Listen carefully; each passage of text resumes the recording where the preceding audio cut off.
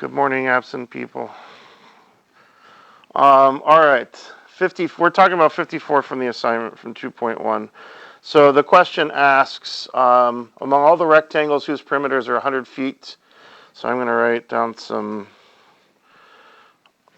perimeter equals 100 feet. And the question is asking, find the dimensions of the ones with the maximum area. So dimensions for maximum area. So remember, I do want you to summarize your problems when you're doing them. This would be my summary for this problem. So we got rectangle, perimeter is 100 feet. We want dimensions for the maximum area. So I'm going to walk you through a process right now. And I want you guys to make sure you're writing some stuff down here, okay? Because we're going to do a similar problem to this in just a moment.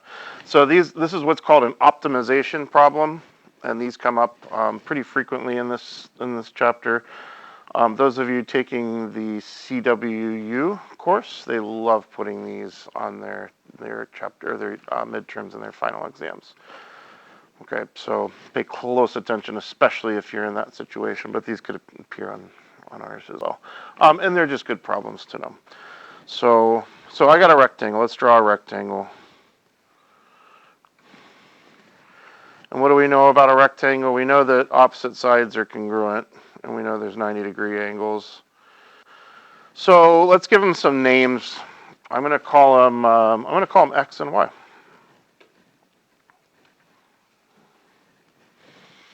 That's X, that's Y. Then this would also be X and this would also be Y, correct?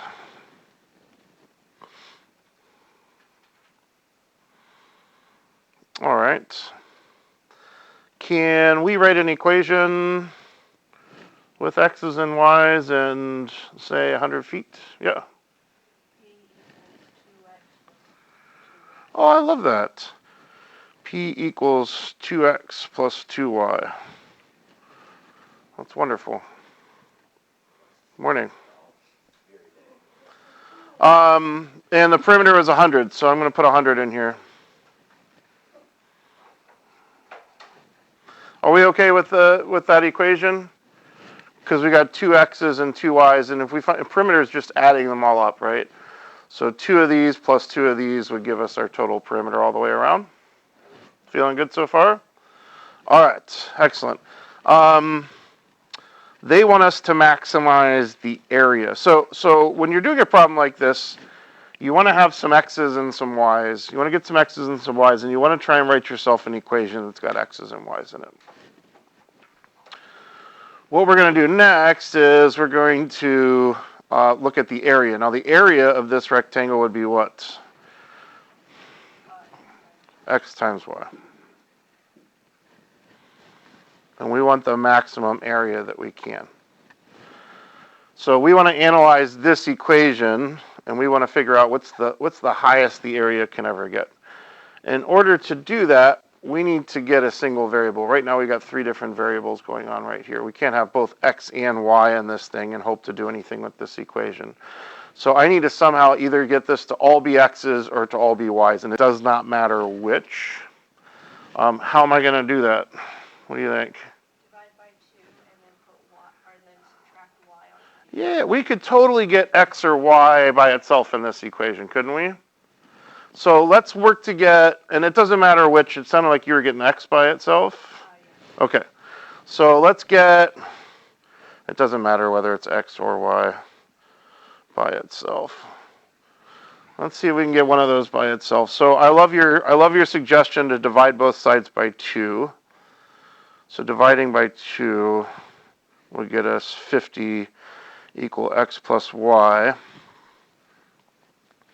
And your suggestion was subtract Y on both sides. Now I got 50 minus Y equal to X.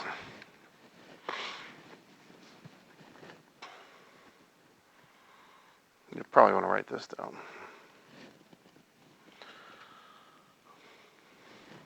How's that help us?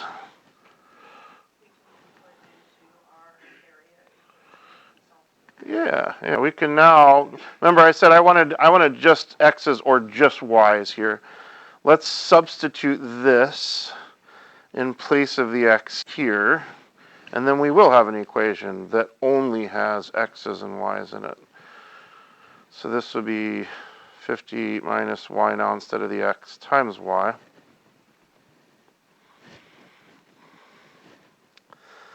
I'm going to go ahead and multiply that out.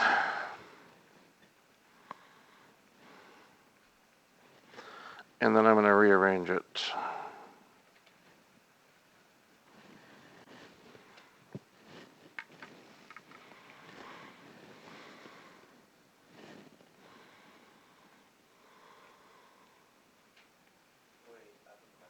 Sure.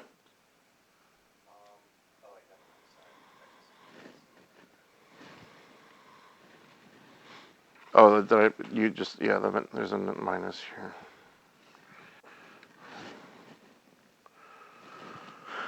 All right.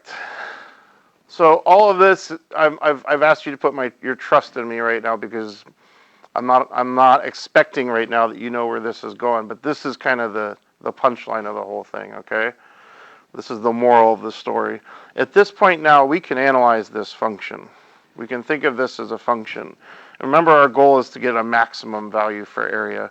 If I were to graph this, what would the graph of that look like? What shape would it be? This is linear, quadratic, cubic, quadratic, so it's a parabola. Which way does it open? Opens downward. What's the y-intercept of this parabola? The y-intercept, if we plugged, well, so this is kind of weird. I kind of wish we'd done x's instead, but that's okay. So if I graph, if this is a and this is y, what's the a-intercept of this parabola? You were right on the y-intercept. 0. And if we factor this thing, we should be able to find another intercept here.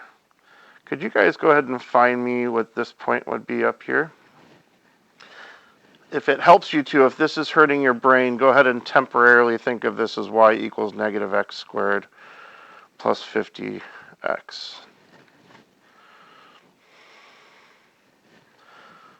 That would make this y and this x.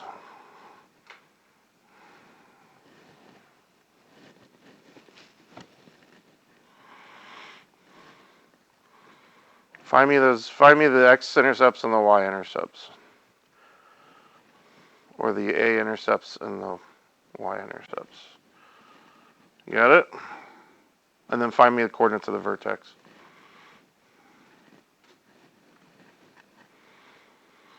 If you need to go back and look at your notes for vertex from last class, go ahead and do that. It was last Thursday. It was 4 days ago. I understand if you don't have those front of mind right now. Do you find it? Did you find it? Get after it. Don't watch the screen. You got notes in your packet that tells you how to find the vertex really easily from an equation in that format. That looks like standard form to me.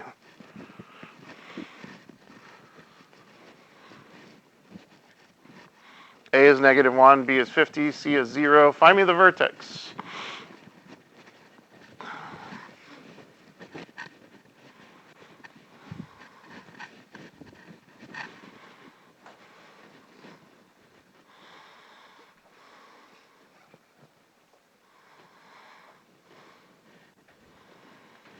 Come on, don't sit here waiting. Do it. Look at your packet. You have an example of this.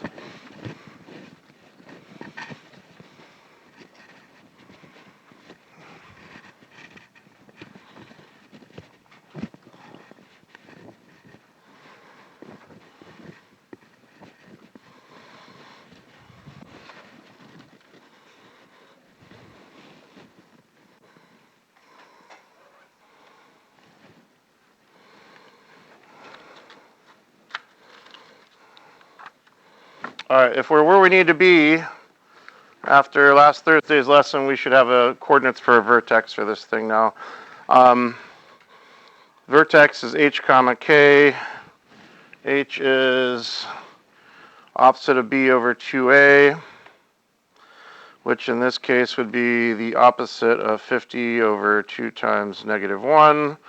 That's going to be positive 25. So 25 comma, and then to find k, we take that 25 and we plug it back into this. So negative 25 squared plus 50 times 25. I want to say it's 225, 625? Yeah. 625.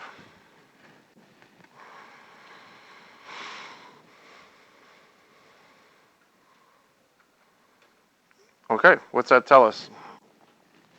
Well, that tells us that this area is maximized at a value of 625. That's the highest the area is ever going to get. Remember, this was A, and this was originally Y from our equation, which means that the width of this rectangle is going to be 25. So if the width of the rectangle is 25, what's the length of the rectangle? They got all sides have to add up to 100. Has to be 25 also. Length and width have to be the same. Turns out that the maximized area is going to happen when this thing's a square. So to answer the final question, this tells us that the width is 25 feet. And from that, I can surmise that the length must also be 25 feet, and that the max area is 625.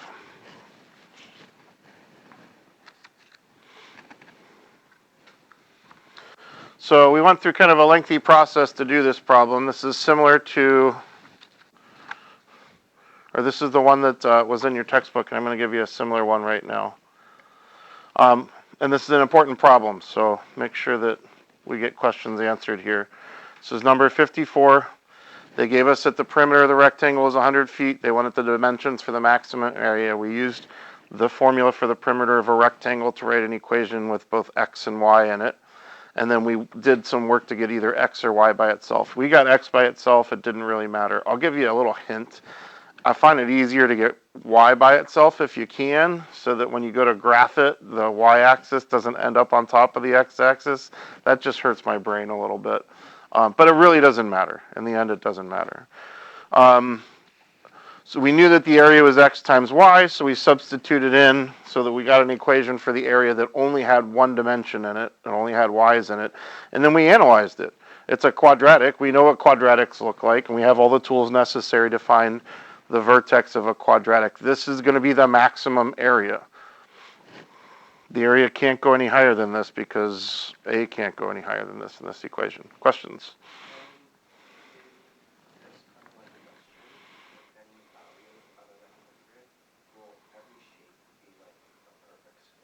Yeah, it turns out if you have a rectangle and you're trying and you have a fixed perimeter, that the maximum area is always going to come from a square. Now I'm going to switch it up on you here in a minute. So we can't rely on it always being a rectangle or a square, because it's not always a full rectangle. All right, I'm going to give you another problem to do here in a moment. Ask me some questions if you need to. I'm going to ask you to work this one while I'm coming around and checking assignments. All right, here it is. I'm going to draw it on my paper here.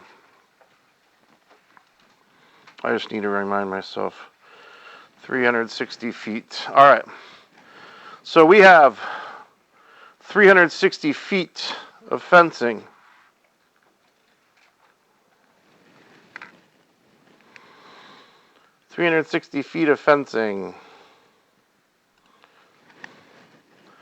And we're going to use that fencing to build a pen.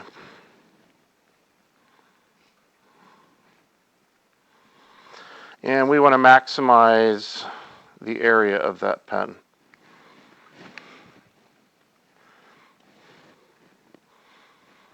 And the problem, this is Old MacDonald who's building this on his farm. Okay, so Old MacDonald has a farm, and Old MacDonald has a field in his farm, and his field already has a fence along one side of it. The 360 feet is going to come off the side of this pen.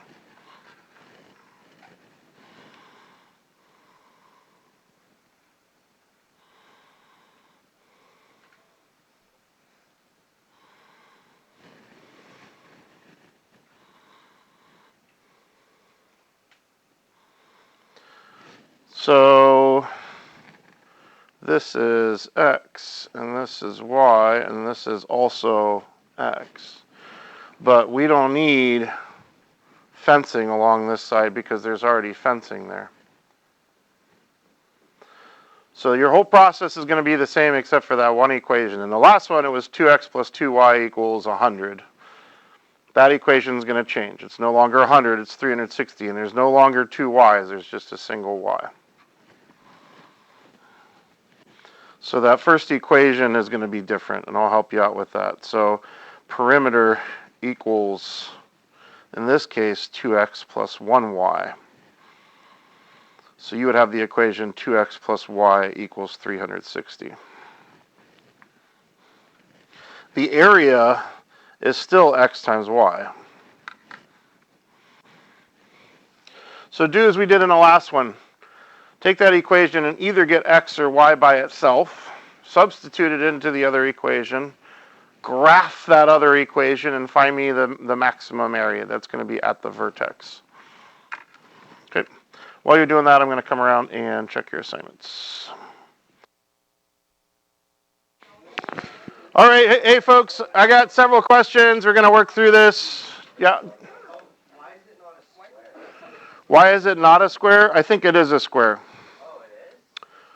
No, maybe it's not.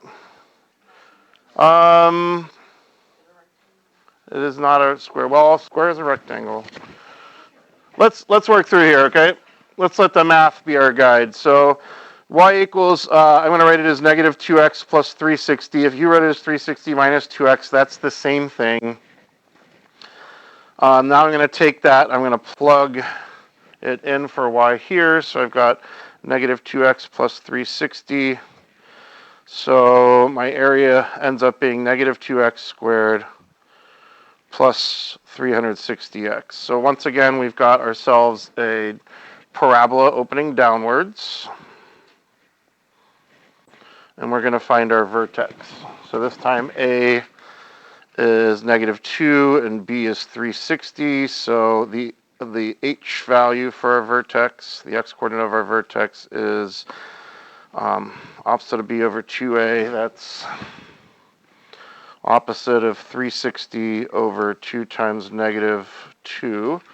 360 divided by 4 is 90. So x is 90.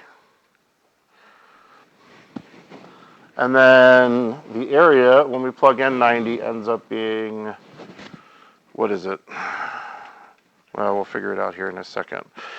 Yeah, I should plug it back in. Negative 2 times 90 squared plus 360 times 90. 16,200 square feet. Is that what we're coming up with? All right, now let's check and see if this works out in the actual picture. So what we have found is that x is 90, this is 90, and this is 90.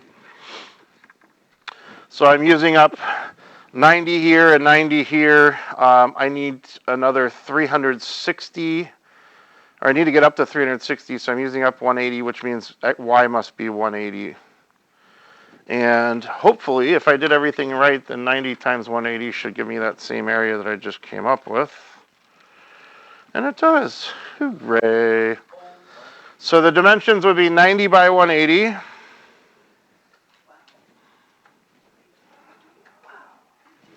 And the maximum area is, I'm just writing down my final answer. Maximum area is 16,200 square feet.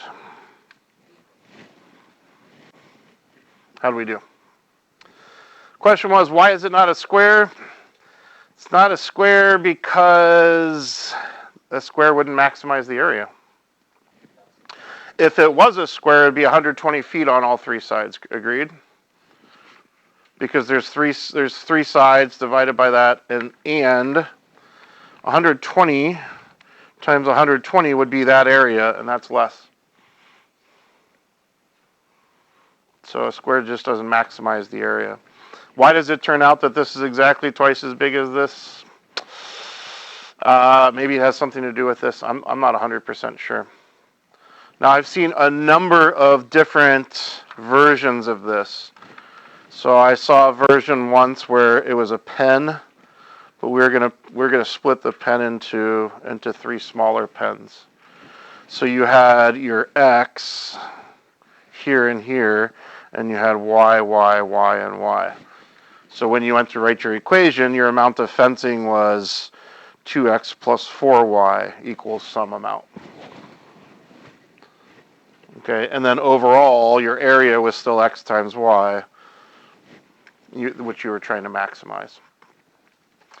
So there's a lot of different ways that these can work, and then you can also do these if it's in some other situations that we'll practice as we get further on into the unit. So you're going to see problems like this pop up in your assignment. I have one that I have not added to Canvas yet, but that I will put on there as part of today's assignment. It's going to be like one of these with some fencing in an area problem. Okay. Any questions on that? All right, it's time for us to get into our new stuff. Oh, I had a question about an answer for one of the problems. It was an even one. I don't remember. 74.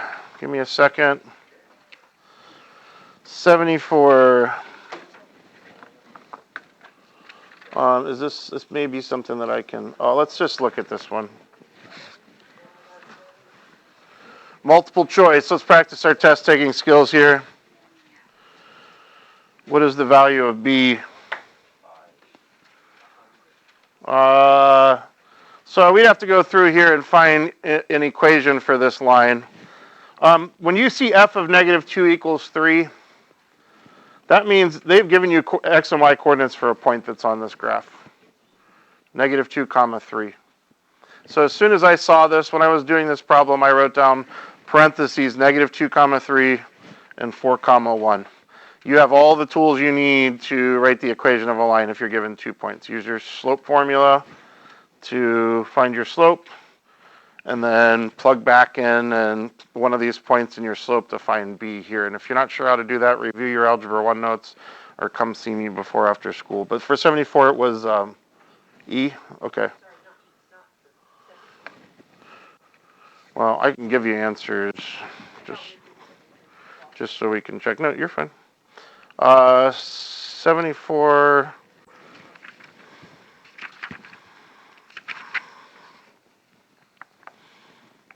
Yeah, C. Were there any other even problems you'd like answers for? While I got the solution manual out. All right. Let's get into our new stuff for today.